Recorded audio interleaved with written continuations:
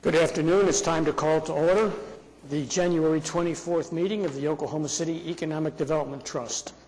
The first item of our agenda is to approve the minutes of the December 13th, 2016 Oklahoma City Economic Development Trust. So moved. Motion and a second. Any questions? Please cast your votes. Next is to ratify the OCEDT claims.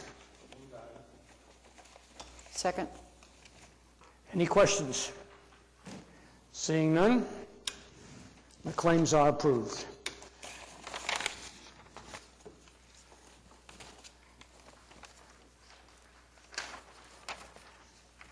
Next are items requiring individual consideration. The first one is a Project 180 project, and I think Eric Wingert's going to explain this to us. Thank you, Mr. Chairman. We do have a single item for your consideration today. You have Amendment number 1 and change order number 2, and this is for package 6B. This is the work that's related to the streetscaping of E.K. Gaylord between Sheridan and Reno primarily. This included a lot of work. This is a lot of utility relocation. This is also the general narrowing or reduction of lanes from 6 lanes to 4. So what the item includes is we did run into some additional sanitary sewer issues, some relocations, some other ancillary work related to the utilities. We also had to make some small changes to the traffic signals with some of those adjustments. So a lot like one of our other 180 projects, we go in with a lot of knowledge, but once we peel back that earth, we find some things underground that are just unforeseen. The total is $63,306. It also includes some days, and so if you look at the memo that's attached, we'd still process our projects on milestones, these small completions, but it adds 9 days to the first milestone, 25 to the second, and 7 to the third. Overall, the project's 30% complete, and we're scheduled to finish up this summer, 2017. I can answer any questions you might have. Any questions for Eric? Second. Motion is second. Please cast your votes. And it's approved. Thank you, Eric. Next is a request for proposal to be advertised for an RFP dealing with bond underwriter services. Yes, sir. This item here today, we're seeking bond underwriting services for the next 3 fiscal years. It'll be a multi-year contract. We're looking to refinance our 2008 TIF2 funding that we have that we did right before the downturn of 2008, and we're also looking to take out our existing line of credit, and we believe the timing is right to do that, so we're looking at that. And then we'll also have this available for us if there are any other financings that we want to do in the future. So trying to tee things up if we need to do more things. Be happy to answer any questions.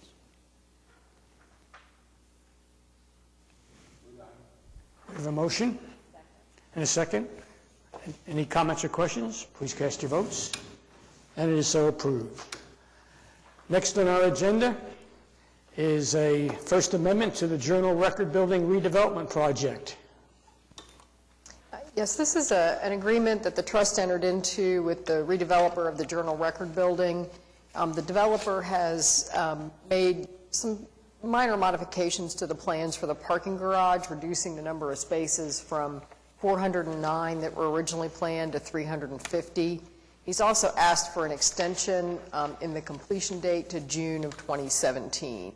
A group of us went and toured the building last week, and it is well underway and under renovations right now, and he's working to identify tenants. So we would request this amendment be approved. Thank you, Kathy. Questions or comments? Yes, ma'am. So the parking garage would be completed by June? No, this is just the first phase. The amendment applies to the completion of the Journal Record Building itself, and then the other amendment was about the parking garage. Yeah, sorry, that was confusing. We have a motion. Please cast your votes. And it is approved. Item D. And item D is also related to the Journal Record Building. As we've done on other transactions, the lender has requested that all of the developers' interests in the incentives be assigned to it until the loans have been satisfied. So that's what this next item does. Second. Kathy, quick question. Does that weaken our position should anything happen on this project? No, it doesn't weaken our Thank you. position. Okay, we have a motion and a second. Any other questions or comments? Please cast your votes. And it is so ordered. Next up, IME, a economic development package with Mecklenburg Duncan. Who is going to be the speaker to explain this? Yeah, Ms. Lynn Ely, who is the CFO of MD Building Products, is here this afternoon to do a brief presentation about this project. They are proposing to add, I believe it's 105 jobs in Oklahoma City. Welcome. Well, thank you. Thank you very much for having me here. I really appreciate the opportunity to come and tell you a little bit about MD and its history and where we're going in the future, and also want to appreciate the opportunity to participate in a SIP program. It's programs like this that really help domestic manufacturers like MD compete on a global level. And MD was founded in Oklahoma City. Mr. Mecklenburg, his wife, did not like, it was in the Dust Bowls of Oklahoma, did not like that wind come sweeping down the plains and sweeping the dust right into her living room. She complained. He was a good husband, developed a weather strip to go around the door. He thought it was a great idea, took it to the Great State Fair of Oklahoma in 1920, and the Mecklenburg Duncan Company was formed. They continued, they went ahead, they went over to all the little mom and pop home and hardware stores all across the country, selling their product, continuing to expand it. In fact, in 1946, they went to a small hardware store in North Carolina. It grew, it later became the Lowe's Hardware. Then in 1979, we were lucky to partner again with the Home Depot company out of Georgia when it was first started out. So we're very proud to be partners with both of those great companies. We're some of the very initial suppliers to them. Right now, we supply about 60% of the weatherization products in the United States. But we've gone ahead, we've expanded out into a number of other different products. We also do floor trim and transition, so that piece of floor metal that goes between your carpet and your ceramic tile in your kitchen, we supply those to a number of customers. We also we manufacture and sell caulk, particularly in the professional channel. We have digital levels, ceramic tools. We also do shower systems, the waterproof membrane that goes behind the ceramic tile in your shower system, as well as we do a lot of custom extrusions for other equipment manufacturers that may need a piece of extruded metal or extruded plastic. We do that for them. Some of our other customers, besides Home Depot and Lowe's, we also have, Ace Hardware, domestic and internationally, Menards. We sell on Amazon. That continues to grow as it grows for everybody. We produce caulk for PPG and All-Pro, and Liberty Hardware is one of our custom customers.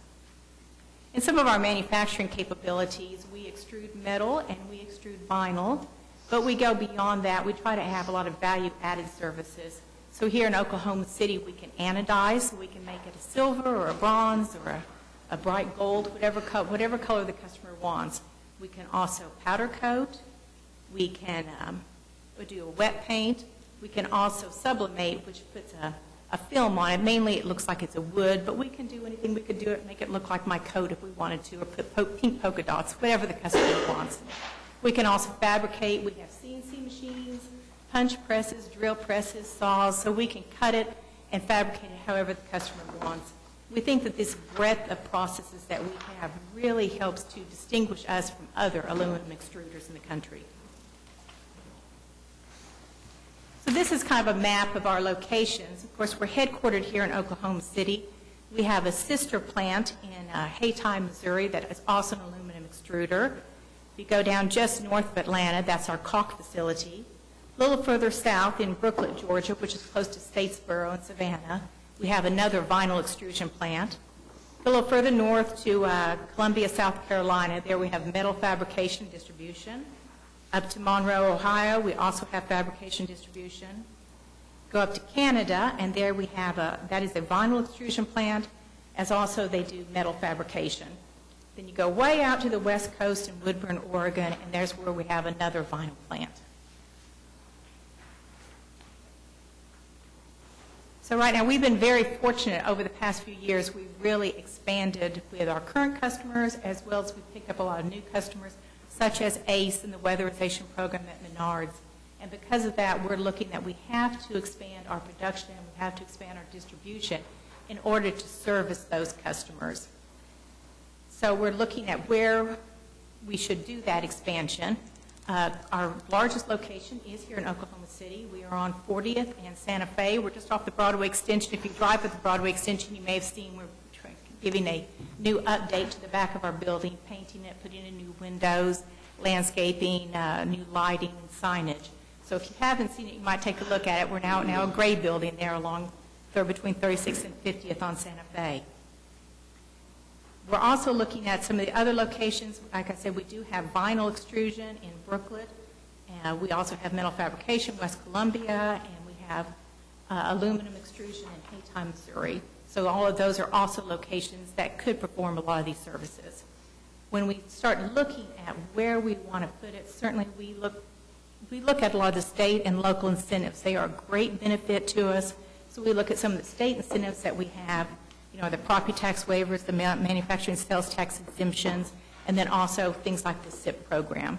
And of course, we have to look at where can we get the employees, and that's one thing that we do like about in Oklahoma. And then we also look at the distribution and the logistics. So here's kind of a little bit of what we plan to do. We're looking at expanding our warehouse. Currently, we are on both the east side and the west side of Santa Fe.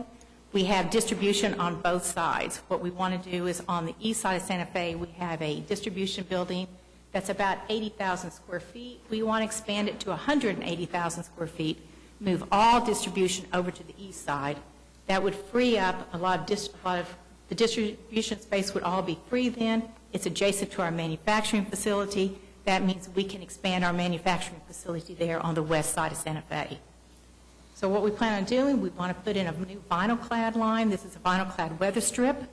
It's a skinny machine, but it's really long, so it takes up a lot of space. We also want to put in a new aluminum extrusion press. These are gigantic machines. If none of you have been out to our plant, I encourage anybody that wants to come and take a tour. We'll show you the two that we have currently. You can see how much kind of a footprint they take up. And this one, I understand, is even larger. Now, the good thing is the aluminum extrusion press cost about $5 million. The ones that Mr. Mecklenburg put in way back when lasted over 50 years. So they are a long time machine. We're also looking at expanding our anodizing. Right here I have it costing $600,000. We've already decided to make that a larger project. It's actually going to be about $1.2 million.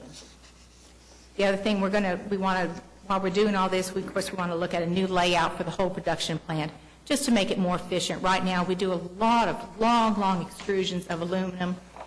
Our plant, if you go into it, is kind of a maze. You can imagine trying to get the forklifts to take these long pieces of aluminum from one end of the building to the other end. We want to kind of redesign that whole layout and make it more efficient. So overall, we're looking at spending, north of $12 million here over the next 2 to 3 years. Right now, we have 507 employees in Oklahoma. We have about 900 employees across the United States and Canada. And we're looking at adding about 105 jobs. And those jobs, what we'll be adding will be people that will work on the production line and distribution, as well as in maintenance. Then we also will need some team leaders, some supervisors, an engineer, and we're doing some process improvement. So overall, it's going to an average wage will be about $36,000. We're projecting in year one, we'll have about $1.1 million in additional payroll, and it will ramp up to about $3.8 million in year three by the time that we have all the projects finished. We want to add a little bit about some of the projects, some of the civic communities that we support. We support Habitat for Humanity. That's just kind of a natural fit for us. We're able to provide them a lot of products they can use either in their homes or in their retail store. We also, help support the Oklahoma City Philharmonic, Allied Arts, United Way, Boys and Girls Club. I'll be at that gala in just a couple of months, as well as other charities. Then on a national level, Home Depot is a big supporter of the City of Hope out in California, which is a cancer care and research, and the whole hardware industry kind of partners together to help support that. Then the last page are just some of the products that we provide. These are some of the consumer products that you may be more familiar with. If you go to a Home Depot or Ace or Lowe's, you'll see some of these products. You know, we have, like I said, the membrane, the waterproof membrane system that is in the shower stall. You know, the tile goes over it, so I had no idea what was behind that ceramic tile. This is what's behind it. We also have some of the weatherization products that we have. The cinch product was just the product that I personally like because it is, as the name says, it makes it a cinch. It has a lot of, we partner with 3M, so we can put self-adhesive tape on it so we're not having to try to drill into the wood or drill into the floor, as well as slide-ons. It's just our product that is easier to install. We also have the Platinum Weather Strip, which is down in the very far right corner. That's kind of that's another product I put in myself in the home. It's a very heavy-duty type of weather strip. If you have a dog, like I do, that likes to claw at your door and tear up the weather strip, that's the product you want to use. Then the middle is just kind of an example of one of the displays that we have at one of our stores. So that's kind of a little bit about MD. I'd be happy to answer any questions that you have about Mecklenburg-Duncan or MD or any of our products. Thank you for that briefing. Any questions? I Yes, sir, just John. have one comment. I'm glad that you all decided to stay within the area you all are located in, 7 Heaven Ward 7. So again, thank you for expanding your facility and making improvements to your facility, keeping it right here in Oklahoma City. Thank you. Yes, we've been in that facility since the 1950s. Are you sure you're a CFO? I am. You do a good job of presenting. Oh, well, thank you, thank you. How long have you been with the company? I've been there just about 6 years. I'm really a short-term employee. We have one man who I was talking to this morning. He's getting to retire. He's been there 52. Is the family still active in the ownership, or have they moved The on? family sold out in 2007, but at that time it was purchased by people that work there at MD. So currently it's all owned by people that live here in Oklahoma City. They all work at MD. We think that's another real strength. They have a long-term view for the company. They're not looking to make a 20% return and flip the investment in 5 years. They're looking at what they want to do for their children and their grandchildren. So they're willing to make this kind of investment because they know in the long term it will pay off. Questions, comments, or action? I'd like to move the item. A motion and a second. Please cast your votes. And it passes. Thank you so much for the briefing. Thank you so much. Next up, we have the Oklahoma City Economic Development Foundation fiscal year 16-17 second quarter report. Well, I think she did a better job than I could talking about the kind of good things that happen here. So I'm Kurt Foreman with the Greater Oklahoma City Chamber and the Economic Development Foundation, and pleased to be with you to give another quarterly update. These seem to come every 2 weeks, so or at least it seems quickly sometimes. So it continues to be an interesting time in the economic development of Oklahoma City. We have great stories, fortunately, of companies like MD that have decided that this is a great time to put their money down and make a difference and impact both their own employees, but the future employees that could join their organization here in Oklahoma City. In your packets are a number of our metrics, but I thought I'd start off by maybe giving you sort of a characterization of sort of the activity we're seeing overall and sort of the mood we're hearing from people. From an existing business standpoint, we're still hearing very positive things from people. I think, as I may have shared last time, sometimes the election cycle, and it's not a matter of R's or D's, sometimes that sort of draws people away and they pay attention to that, or they're interested in seeing what's going to happen one way or the other, usually, before they make their next steps. And we've seen that again this time, just as usually happens every 4 years. But what's good news is that existing companies are still very optimistic. They may be in a holding point right now, but they are planning growth. We have a lot of companies that have expressed positive feelings about their market here and also about their future. over the last calendar year, which this report covers part of, companies told us that they would create just under 4,000 jobs. And so we are still on a similar track. They're just not as necessarily exotic or big as some of the wins we've been used to with big aerospace companies or groups like GE. But actually in the long run, that's probably better, or at least is comforting, because we want that diversification. We want that base to be very varied, if I can use that term, rather than just a few big successes. So I think that shows the strength of our market. In the last 90 days or so, we've continued to see inquiries at a fairly brisk pace. I realize it's outside of the current study period, if you will, but even just in the last week, we've had 3 or 4 new leads that have popped up, 3 in one day, in fact. And so there is a lot of interest in our market. I think that bodes well for 17.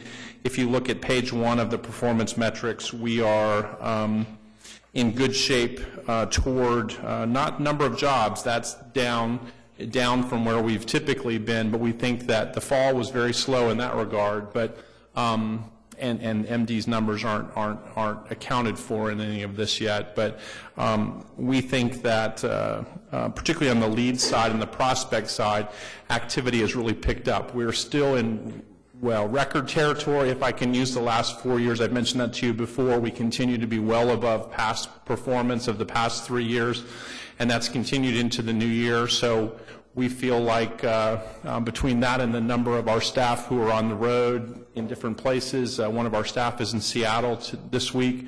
I'll be in Florida and Calgary, Canada in the next 2 weeks. Pretty extreme differences of places, but you go where the customers are.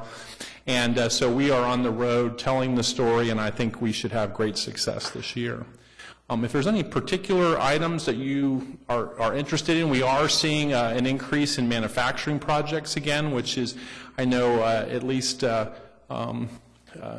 sings to the heart of some of you. I know that's an important area for our community. I think with the new administration and the rhetoric about manufacturing, we may see more of that. We'll see. That'll be interesting to see how that plays out. But we are seeing, again, a mix. Aerospace is coming back a bit more into our mix.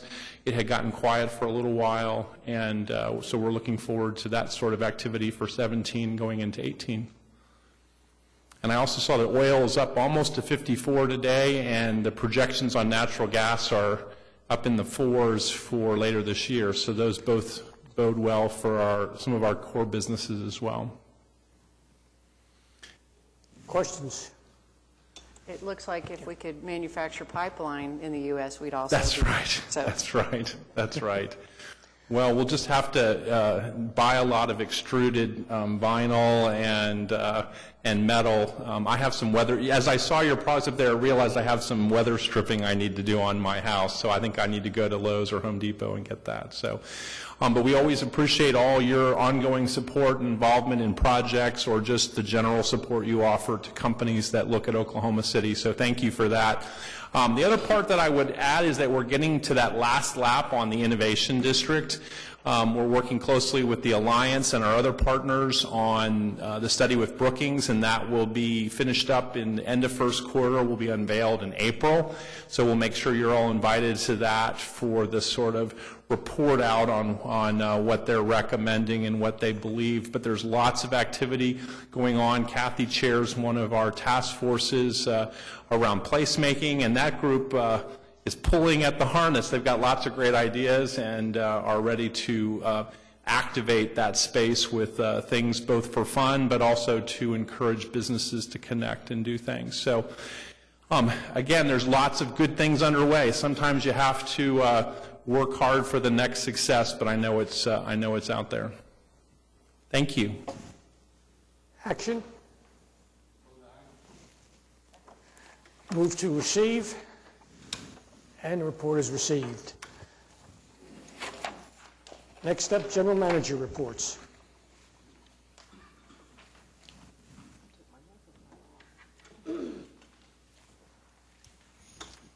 I think the major thing on the report may be a report on the outlet mall. I think, overall, the outlet mall has performed very, very well, and unfortunately, over the past quarter, like a lot of businesses in Oklahoma City, we're beginning to see a decline in the sales taxes that are generated. So for this past quarter, they were below target, but they still had an increase over last year. So still doing well, better than a lot of other categories that report sales tax revenues in Oklahoma City, but not quite as good as we've seen in the past. So hopefully that'll start recovering along with other things. Any questions of Kathy?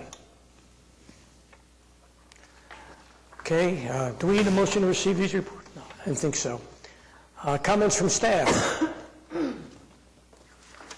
Any trustees like to make a comment? Any citizen wishing to be heard? Seeing none, we are adjourned.